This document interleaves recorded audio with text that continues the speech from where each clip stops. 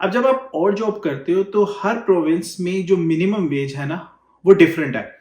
जैसे मैं ओंटारियो में रहता हूँ तो ओंटारियो में इस वक्त as I recorded this video जो पर आवर मिनिमम वेज है वो है 15.5।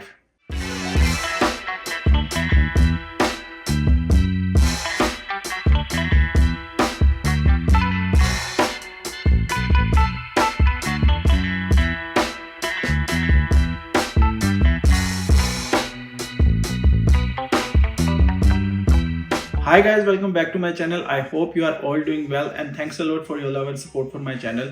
तो यार वो जो मैंने स्टडी वीज़ा की कॉस्ट की वीडियो बनाई है कि आपका 2023 में कितना खर्चा होगा कि अगर आप स्टडी वीज़ा अप्लाई करते हो, तो उसके अंदर जो सबसे ज़्यादा लोग मेरे से क्वेश्चन कर रहे हैं, जो कमेंट सेक्शन में पूछ रहे हैं या मुझे इंस्टाग्राम पे जो मैसेजेस आ रहे हैं कि यार अगर हम इतना खर्चा करके आ जाते हैं तो उसके बाद जो तीसरे या चौथे सेमेस्टर की फ़ी है वो हम किस तरीके से पे करेंगे अपने ओन पे, अगर हम पे करना चाहें। तो यार आप लोगों को मैंने कहा कि एक पूरी डिटेल वीडियो बना के बता देता हूँ कि आप अपने ओन पे अपनी फ़ी किस तरह से पे कर सकते हो, जिससे आपको ये क्लैरिटी मिल जाएगी कि आपको ये स्टेप्स उठाने हैं, जिसके बाद आपको अपने बैक होम से पाकिस्तान या इंडिया जहाँ से भी हो तो आपको कोई पैसे नहीं मंगवाने पड़ेंगे और आप अपने ओन पे अपनी फ़ी पे कर दोगे। तो वीडियो को स्टार्ट करने से पहले एक रिक्वेस्ट है कि यार इस वीडियो को लाइक करना, कमेंट में अपनी थॉट शेयर करना और चैनल को काइंडली सब्सक्राइब कर देना, क्योंकि आप में से जो तकरीबन 90% लोग हैं वो चैनल को सब्सक्राइब नहीं कर रहे। तो काइंडली चैनल को सब्सक्राइब कर देना, क्योंकि इससे मुझे बहुत मोटिवेशन मिल रही है कि मज़ीद मैं रिसर्च करके आपके लिए अच्छे से अच्छा कंटेंट बनाऊँ, जिससे आपको बिल्कुल क्लैरिटी मिले और आपको कोई भी एम्बिग्विटी ना रहे। तो आइए स्टार्ट करते हैं। जैसे आपने अपने स्कूल में या कॉलेज में पढ़ा होगा कि फ़ी कंसेशन की एप्लीकेशन होती है, उसी तरह से आप अपनी यूनिवर्सिटी को लिखते हो और अगर आप उस क्राइटेरिया में फॉल करते हो तो आपको फ़ी में कंसेशन मिल जाती है। तो इसमें मैं आपको बता देता हूँ आप किस तरह से अपनी फ़ी अपने ओन पे कर सकते हो। Number 1 part time job, number 2 scholarships और नंबर 3 बर्सरीज। अब सबसे पहले डिस्कस करते हैं नंबर 1 पार्ट टाइम जॉब। तो जैसा मैंने आपको बताया कि आपको लीगली 20 आवर्स वीकली आपको अलाउ होता है और आप जिस भी प्रोविंस में रहते हो तो आप वहां पे डिफरेंट तरह की जॉब्स कर सकते हो। अब जब आप और जॉब करते हो तो हर प्रोविंस में जो मिनिमम वेज है ना वो डिफरेंट है। जैसे मैं ओंटारियो में रहता हूँ तो ओंटारियो में इस वक्त as I recorded this video जो पर आवर मिनिमम वेज है वो है 15.5। इसी तरह से अगर कोई BC, ये वो वाला BC नहीं है, इट्स ब्रिटिश कोलंबिया, अगर कोई ब्रिटिश कोलंबिया में जाता है तो उसकी वहाँ पे जो मिनिमम वेज है वो है 15.65। इसी तरह से कोई अगर अल्बर्टा में जाता है तो वहाँ पे जो मिनिमम वेज है वो है $15। तो ये डिपेंड करता है सबसे पहले आप किस प्रोविंस में जा रहे हो। सबसे पहले आप ये बात समझें कि जब आप स्टडी वीज़ा पे आ रहे हैं तो आपको जो जॉब करनी पड़ेगी वो 99% तक आपको स्टार्ट में कुछ और जॉब्स करनी पड़ेंगी अपनी स्टडी के साथ साथ, अनलेस आपकी स्टडी कंप्लीट ना हो जाए। जैसे कि लोग क्या करते हैं, डिफरेंट तरह की जॉब्स करते हैं, जैसे टिम हॉर्टन में जॉब करते हैं, मैकडोनल्ड में जॉब करते हैं, नॉफ्रिल्स में जॉब करते हैं अपनी स्टडी के साथ साथ। नॉर्मली अगर आप 4 से 5 घंटे आप अपनी यूनिवर्सिटी या कॉलेज जाते हो, उसके बाद 4 घंटे अगर आप डेली जॉब करते हो तो ये वीक में 5 दिन आप 20 आवर जॉब कर सकते हो। लेकिन अगर तो आप ज़्यादा पैसे कमाना चाहते हो और ज़्यादा सेविंग करना चाहते हो तो आपको इस तरह की जॉब पार्ट टाइम सेलेक्ट करनी चाहिए जिससे आपको ज़्यादा पैसे मिलें। वो कैसे हो सकता है कि लोग क्या करते हैं, यहाँ पे ज़्यादातर जॉब करते हैं सेल्स एसोसिएट की जॉब करते हैं, जिसमें सबसे ज़्यादा आपको फ़ायदा ये होता है कि एक तो आपको जो मिनिमम वेज है उससे कुछ पैसे ज़्यादा मिल जाते हैं, लेकिन उससे सबसे मेन फ़ायदा ये होता है कि उसमें आपको पर सेल कमीशन भी मिलती है। तो जब आपको पर सेल कमीशन मिलती है और मिनिमम वेज मिलती है तो आप तकरीबन नॉर्मली लोगों से $2 या $3 पर आवर आप ज़्यादा अर्न करते हो, तो इससे आपकी सेविंग जो है वो ज़्यादा हो जाती है। तो आपको इस तरह की कोई जॉब प्रेफर करनी चाहिए। दूसरी चीज़ कि आपको या तो प्रेफर करनी चाहिए सेल्स एसोसिएट की जॉब, या आपको कोशिश करनी चाहिए कि आपकी स्टडी के साथ आपको इन कैंपस जॉब मिल जाए, क्योंकि जो 20 आवर्स की रिस्ट्रिक्शन है वो यूनिवर्सिटी के बाहर है, यूनिवर्सिटी में नहीं है।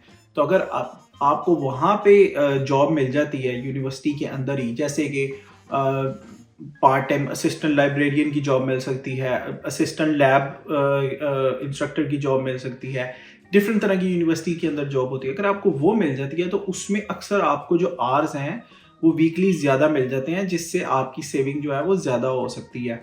तो आपको प्रेफर करना चाहिए या तो आप सेल्स एसोसिएट की जॉब ढूंढो, आपकी फर्स्ट प्रायोरिटी होनी चाहिए, या दूसरा इन कैंपस जॉब ढूंढो, और अगर नहीं मिलती तो फिर आप दूसरी तरह की जॉब कर सकते हो और जॉब बाहर कर सकते हो।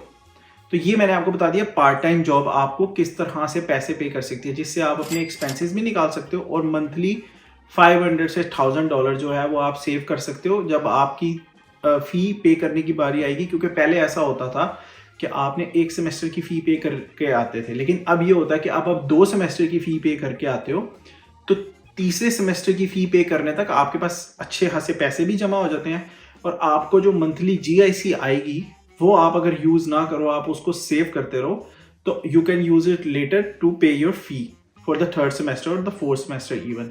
तो सबसे मेन जो चीज़ है वो आपको ये इस पे फोकस करना चाहिए। एक और चीज़ होती है कि आप यहाँ पे स्किल जॉब भी कर सकते हो। स्किल जॉब अब कैसी होती हैं?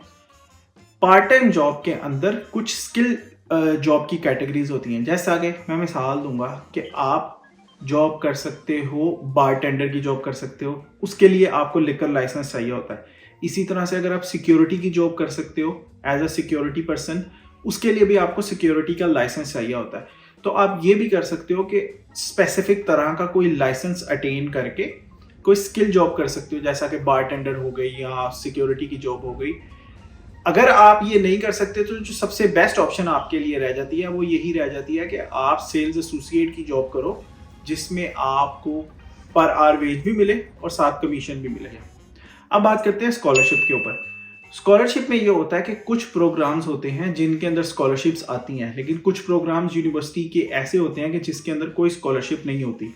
तो अगर तो आपका जो भी प्रोग्राम है और या जिस भी आप यूनिवर्सिटी से कर रहे हो, तो उसके अंदर अगर स्कॉलरशिप की ऑप्शन अवेलेबल है और अगर आपके ग्रेड अच्छे हैं, तो आप वो स्कॉलरशिप वाली ऑप्शन को भी अवेल कर सकते हो। बट ये डिपेंड करता है कि ये आपके प्रोग्राम में स्कॉलरशिप है या नहीं है। और तीसरी ऑप्शन है बर्जरीज की। बर्जरी का भी चक्कर कुछ इसी तरह से होता है कि वो भी डिपेंड करता है कि वो आपके प्रोग्राम में आपको वो कंसेशन मिल सकती है या नहीं मिल सकती। अगर तो आपके प्रोग्राम में आपको उस पर्टिकुलरली उस प्रोग्राम में आपको कंसेशन मिल सकती हो, तो वो बर्जरी आपको मिल जाती है, अदरवाइज वो आपको नहीं मिलती। तो डिपेंड ये करता है। इस वीडियो में जो मैंने आपको मेन चीज़ बताई कि आपका मेन फोकस होना चाहिए कि आप पार्ट टाइम जॉब वो वाली ढूंढो जिससे आपको ज़्यादा पैसे आप कमा सको और आप अपने पैसे जो है वो सेव कर सको। और आपने अपनी GIC को भी यूज़ नहीं करना। तो जैसे ही जब आपकी फ़ी पे करने की बारी आएगी, तो आपके पास अपनी सेविंग भी होगी और आपके पास GIC के पैसे भी जो आपने सेव किए होंगे वो होंगे, जिसके बेस पे आप अपने ओन पे अपनी 3rd सेमेस्टर की फ़ी पे कर सकते हो। आई होप आप लोगों को ये वीडियो इन्फॉर्मेटिव लगी होगी। तो काइंडली चैनल को सब्सक्राइब करना, अपनी कमेंट्स में अपनी थॉट शेयर करना, और किसी भी टॉपिक के ऊपर अगर आपको इन्फॉर्मेशन चाहिए तो आप कमेंट में मुझे बता सकते हो।